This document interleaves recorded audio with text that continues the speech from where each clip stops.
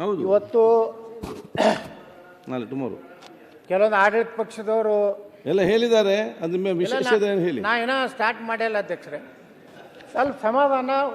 No okay ಅಂದ್ಬಿಟ್ರೆ ನಾನು ಕೂತ್ಬಿಡ್ತೀನಿ. ಕಾನೂನು ಸುವ್ಯವಸ್ಥೆ ಬಗ್ಗೆನೇ ನಾನು ಮಾತಾಡ್ತಾ ಇದ್ದೀನಿ. ನಾವು ಕರ್ನಾಟಕ ಪೊಲೀಸ್ ಇಲಾಖೆ ಎಲ್ಲರೂ ಭ್ರಷ್ಟರು, ಎಲ್ಲರೂ ಕಳ್ಳರು ಅಂತ ಹೇಳಿ ನಾವು ಹೇಳಿಲ್ಲ. ನಾವು ಹೇಳ್ತಾ ಇರೋದು ಪೊಲೀಸ್ ಇಲಾಖೆ ಸರಿಯಾಗಿ ಕೆಲಸ ಮಾಡಬೇಕಾದ್ರೆ ನಾವೆಲ್ಲಿ ಇಲ್ಲಿ ಏನು 224 ಜನ ಕೂತೀವಲ್ಲ, ಇವತ್ತಿನಿಂದಲೇ ಪೊಲೀಸ್ ಅಧಿಕಾರಿ ಕಳೆದು ರೊಕ್ಕ ತಿನ್ನೋದು ಬಿಟ್ಟರೆ ತಾನೇ ಬಂದಾಗ್ತದೆ. ನಾವು ಮಂತ್ಲಿ ಫಿಕ್ಸ್ ಮಾಡಿ PSI ಗಿಷ್ಟು, CPI ಗಿಷ್ಟು, ಬೆಂಗಳೂರು ಕಮಿಷನರ್ಗಿಷ್ಟು, DSP ಗಿಟ್ಟು, ಎಡಿಷನಲ್ SP ಗಿಟ್ಟು ರೇಟ್ ಫಿಕ್ಸ್ ಬೋರ್ಡ್ ಮಾಡ್ಕೊಂಡು MLAಗಳು ಕೂತ್ರೆ ಮತ್ತಿನ್ನೂ ಭಾಳ ಈಗ ಏನಾಗಿದೆ, 8 ತಿಂಗಳಿಗೆ ಟೆಂಡರ್ ಆಗ್ತವೆ. 8 ತಿಂಗಳಿಗೆ MLAಗಳು ಫೋನ್ ಮಾಡಿ ಹೇಳ್ತಾರೆ, ಏನಪ್ಪ ಮತ್ತೊಬ್ಬ ಸರ್ಕಲ್ ಇನ್ಸ್ಪೆಕ್ಟ್ರು 25 ಕೊಡ್ತೀನಿ ಅಂತ ತಾನೇ, ನೀ ಇರಬೇಕತ್ತೀವೋ ಇರಬೇಕಾದ್ರೆ 25 ತಂದು ಕೊಡು, ಹೋಗೋದಿತ್ತಂದ್ರೆ ಆ ಗಿರಕಿ ನಾ ತರ್ತೀನಿ. ಅದಕ್ಕಿಂತ ಮತ್ತು ಇನ್ನೊಂದು ಹೆಚ್ಚಿಗೆ ಹೇಳ್ಬೇಕಂದ್ರೆ ಅಲ್ಲಿ ಯಾವ 15 ಕೊಡ್ತಾನೆ, ಮತ್ತೊಬ್ಬ ಬಂದು 20 ಕೊಟ್ಕೊಳ್ಳೇನೆ 15 ಒಳಗೆ 20 ಒಳಗೆ ಮತ್ತೊಬ್ಬ 25 ಕೊಟ್ರೆ ಅವ್ನು ತೊಗೊಂಡು ಬರ್ತಾರೆ. ಸಮಸ್ಯೆ ಆದ್ರೆ ಅದನ್ನ ಹೇಳುದು ಕೇಳ್ರಿ ಅಧ್ಯಕ್ಷರೇ,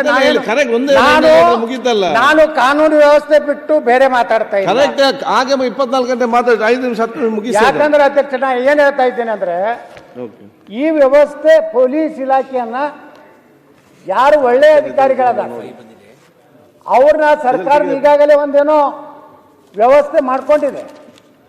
ಶಾಸಕರ ಹಸ್ತಕ್ಷೇಪ ಇರಲಾರ್ದನೆ ನಾವು ಎಲ್ಲಿ ಕಾನೂನು ಸುವ್ಯವಸ್ಥೆ ಸರಿ ಇಲ್ಲ. ಇವತ್ತು ನೋಡಿ ಅಧ್ಯಕ್ಷರು, ಕೋರ್ಟ್ ಹೈಕೋರ್ಟ್ ಅಬ್ಸರ್ವೇಷನ್ ಮಾಡ್ತೈತೆ ಏನಾದ್ರು ಪೊಲೀಸ್ ಇಲಾಖೆ ಬಗ್ಗೆ. ಇತ್ತೀಚಿನ ದಿನಗಳಲ್ಲಿ ಕಾಸು ಕೊಟ್ಟು ಪೋಸ್ಟಿಂಗ್ ಪಡೆದಿದ್ದು ಅಧಿಕಾರ ಪಡೆದು ಅದನ್ನು ವಾಪಸ್ ಪಡೆದುಕೊಳ್ಳುತ್ತೇವೆ. ಈಗ ಉದಾಹರಣೆಗೆ ಬೆಂಗಳೂರು ಪೊಲೀಸ್ ಕಮಿಷನರ್ ಆಗಬೇಕಾದ್ರೆ 50 ಕೋಟಿ ಕೊಟ್ಟ, ಅವ್ನು 100 ಕೋಟಿ ಮಾಡಲೇಬೇಕಲ್ಲ. ಬಿಜಾಪುರ ಒಂದು ಯಾವುದೋ ಪೊಲೀಸ್ ಸ್ಟೇಷನ್ಗೆ ನನಗೆ ಒಂದು 25 ಲಕ್ಷ ಕೊಟ್ಟಂದರೆ ಅವನು 1 ಕೋಟಿ ರೂಪಾಯಿ ಮಾಡಲೇಬೇಕು. ಈ ರೀತಿ ಕೋರ್ಟ್ ಅಬ್ಸರ್ವೇಷನ್ದಲ್ಲಿ ಹೇಳ್ತಾರೆ ಅಧ್ಯಕ್ಷರೇ. ಮತ್ತು ಈ ಅಧಿಕಾರಿಗಳು ಎಲ್ಲಪ್ಪ ಇಟ್ಕೊಟ್ಟು ಬಂದೆ ನಾ MLAಗೆ, ನಾ ಹಣ ತೆಗಿಬೇಕಲ್ಲ ಅನ್ನುವಂಥ ಉದ್ದಟತನದ ಹುಂಬು ಸಮರ್ಥನೆಯನ್ನು ಪೊಲೀಸರು ಮಾಡುತ್ತಿರುವುದು ಆಘಾತಕಾರಿ. ಬಿ ರಿಪೋರ್ಟ್ ಸಲ್ಲಿಸಲು 1,25,000 ರೂಪಾಯಿ ಲಂಚ ಪಡೆದು ಬಂಧಿತರಾಗಿದ್ದ ಗೋವಿಂದಪುರ ಠಾಣೆ ಮಹಿಳಾ PSI ಏನು ಸೋ ಅಂತ ಹೇಳ್ತಾರೆ. ಜಡ್ಜ್ ಏನು ನ್ಯಾಯಾಧೀಶರು ಹೇಳ್ತಾರೆ, ಈ ರೀತಿ ವ್ಯವಸ್ಥೆ ಪೊಲೀಸ್ ಇಲಾಖೆಯಲ್ಲಿ ಬಂದರೆ ಜನಸಾಮಾನ್ಯರಿಗೆ ಪೊಲೀಸ್ ಠಾಣೆಯಲ್ಲಿ ನ್ಯಾಯ ಸಿಗುವುದು ಹೇಗೆ ಅನ್ನುವಂಥ ಪ್ರಶ್ನೆ ಇಲ್ಲಿ ಉದ್ಭವ ಆಗಿದೆ. ಅಧ್ಯಕ್ಷರೇ, ಇವತ್ತು ಎಲ್ಲ ಪೊಲೀಸ್ ಅಧಿಕಾರಿಗಳು ಇಲ್ಲ. ಅನೇಕ ಶಾಸಕರು ಮಾತಾಡಿದ್ರು, ನಮ್ಮ ವಿರೋಧ ಪಕ್ಷದ ನಾಯಕರು ಮಾತಾಡಿದ್ರು. ಯಾರು ಒಳ್ಳೆ ಅಧಿಕಾರಿಗಳದಾರ ಅವ್ರನ್ನ ಯಾರು ಕರೀದಿಲ್ಲ, ಮೂಲೆ ಗುಂಪೆ ಅವರು, ಅವ್ರಿಗೆ ಒಳ್ಳೆ ಪೋಸ್ಟಿಂಗ್ ಕೊಡೋದಿಲ್ಲ.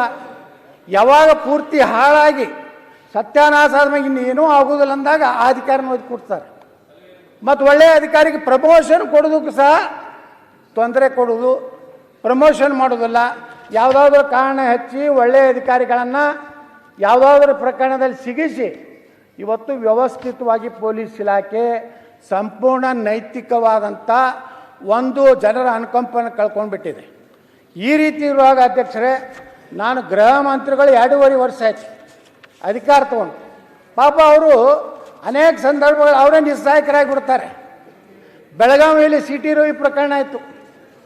ಅವಾಗ ಗೃಹ ಮಂತ್ರಿಗಳು ಹೇಳಿದ್ರು, ಏನು ನನಗೆ ಗೊತ್ತೇ ಇಲ್ಲ, ಅವರು ಅರೆಸ್ಟ್ ಮಾಡಿದ್ದು ನನಗೆ ಗೊತ್ತೇ ಇಲ್ಲ.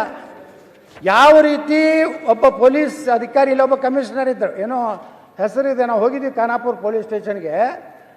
ಮಿಂಟಿಗೆ ಯಾವುದೋ ಒಬ್ಬ ಮಂತ್ರಿಗಳದ್ದು ಫೋನ್ ಬರ್ತಿತ್ತು, ಗೃಹ ಮಂತ್ರಿಗಳದಲ್ಲ ಪಾಪ.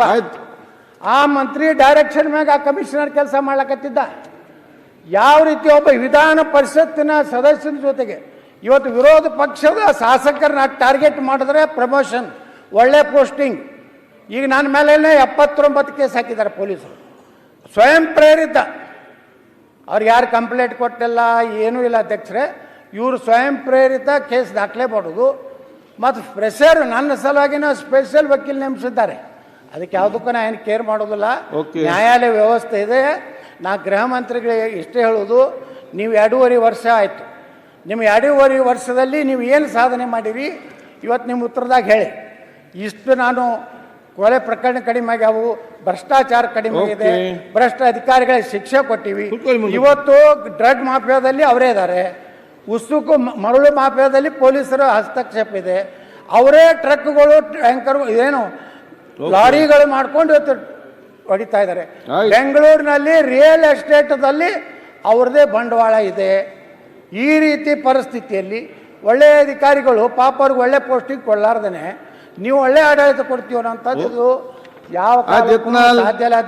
ಅಧ್ಯಕ್ಷರಾದ ಕೇಳ್ತೀನಿ, ಇದು ಸಂಪೂರ್ಣವಾಗಿ ಕರ್ನಾಟಕ ಸರ್ಕಾರ ಕೇವಲ ಹಿಂದೂ ನಾಯಕರನ್ನ, ಹಿಂದೂ ಕಾರ್ಯಕರ್ತರನ್ನ, ಹಿಂದೂ ಹಬ್ಬಗಳನ್ನ ಟಾರ್ಗೆಟ್ ಮಾಡಿಬಿಟ್ರೆ ಇವರು ಯಾವುದೇ ಕಾಲದಲ್ಲಿ ಹಿಂದೂಗಳ ರಕ್ಷಣೆ ಬರಲಾರಂತ ಸರ್ಕಾರ ಸಂಪೂರ್ಣ ವಿಫಲ ಆಗಿದೆ. ಈಗ ಸರ್ಕಾರ ಯಾವುದೇ ಮಾನ ಮರ್ಯಾದೆ ಮಾತಾಡಿರಲ್ಲ, ಒಂದೊಂದು ಗಂಟೆ ಮಾತಾಡಿರುವಂತದ್ದು